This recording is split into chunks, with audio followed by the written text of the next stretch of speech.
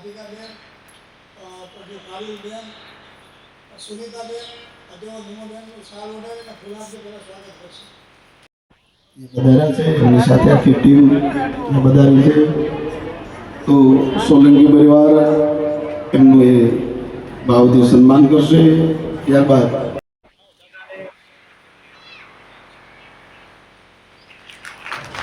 જિલ્લા ભાજપના પૂર્વ પ્રમુખ અને ખરીદ વેચાણ સંઘના ભાઈ શ્રી સુરેશભાઈ ગોધાણીને વિનંતી કરી સોલંકી પરિવાર દ્વારા આપણા ભારતના કેન્દ્રીય મંત્રી બેન શ્રી નિમોબેન બાંભણીનું હાલ સાલ ઓઢાડી ફુલારથી સન્માન થઈ રહ્યું છે. જે ભાજપની ટીમ છે તેઓ પણ હાલ જોડાયા છે. સૌપ્રથમ બેને વ્યાસપીઠના આશીર્વાદ મેળવ્યા છે.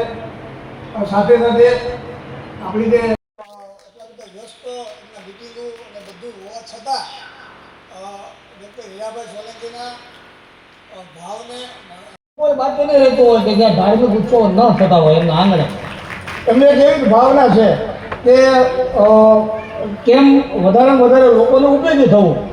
માની જેને કહી શકાય. અને મારે તો વર્ષો જૂનો પેઢીઓનો નાતો છે ડૉક્ટર સાહેબ સાથે, એટલે હું તો અંગત રીતે ઓળખું છું કે ગમે એવું કાર્ય હોય, ધાર્મિક કાર્ય હોય, આગેવાન ભાઈ શ્રી મનસુખભાઈ અને સોલંકી પરિવાર આપ સૌ પધારેલા સ્નેહીઓ,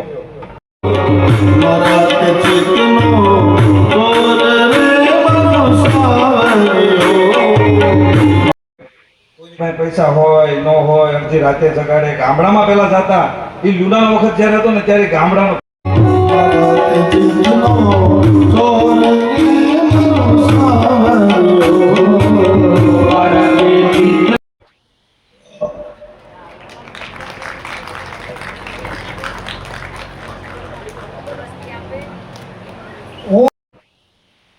ગઢડા તાલુકામાં આજુબાજુ વિસ્તારમાં સાહેબ બે ડોક્ટરો એવા છે. એક કળછા સાહેબ અને બીજું સ્વરૂપ હોય ને તો ડોક્ટર હીરા. આજે પારુલ આ સમગ્ર ભાગવત કથાનું એક એક વસ્તુનું ધ્યાન રાખી કોઈને ક્યાંય અગવડ ન પડે અને મંજુલાબેનની ભૂમિકા આટલી નાની ઉંમરમાં અમારી બેન પારુલ નિભાવી રહી છે, ત્યારે પારુલને પણ ખૂબ શક્તિ આપે અને સમાજના કામ માટે એની મંજુલાબેનની ખોટ પૂરી કરે ઘર પરિવારમાં, એવી પણ હું અહીંથી હૃદયથી એમને શુભકામનાઓ પાઠવું છું. સંતો સમાજને રસ્તો દેખાડે છે. સંતો દ્વારા આજે વ્યાસપીઠ ઉપર તમને અનેક ઉદાહરણો આપી, અનેક ઓઠા આપીને સમાજ જીવનમાં કેવી રીતે જીવવું એનું દર્શન કરાવતા હોય છે. માનું મૂલ્ય ઘરમાં કેટલું મહત્વનું હોય છે. માં એક પત્નીના રૂપમાં હોય, માના રૂપમાં હોય, વહુના રૂપમાં હોય, બહેન બને, આમ અનેક રૂપમાં મહિલાઓ કામ કરતી હોય છે. અને એટલે આપણા દેશની સંસ્કૃતિમાં મહિલાઓને માતા તરીકે બોલાવવામાં આવે છે. માતૃશક્તિને વંદન કરે છે.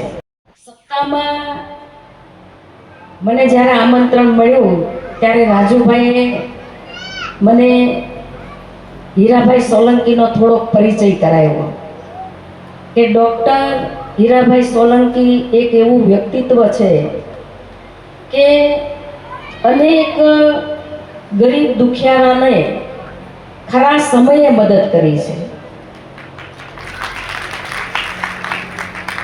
કોરોના જેવા સમયમાં પોતાના જીવને પણ જોખમમાં મૂકી અને ગરીબ ભાઈ બહેનો એની સેવા કરવાનું કામ આપણા હીરાભાઈ સોલંકીએ કર્યું છે. મંજુલાબેન પૂર્વ નગરપાલિકાના પ્રમુખ તરીકે રાજનીતિમાં કેવી રીતે કામ કરી શકાય એવી પ્રેરણા આજે પણ અમને મંજુલાબેનમાંથી મળે છે. ત્યારે ઈશ્વરને પ્રાર્થના કરું છું કે મંજુલાબેનના દિવ્ય આત્માને ઈશ્વર શાંતિ આપે, સેવા અને રાજનીતિની અંદર બેલેન્સ કરીને જો કામ કરવાનું સૌભાગ્ય અને પ્રેરણા આપણને સૌને મંજુલાબેને આપી છે.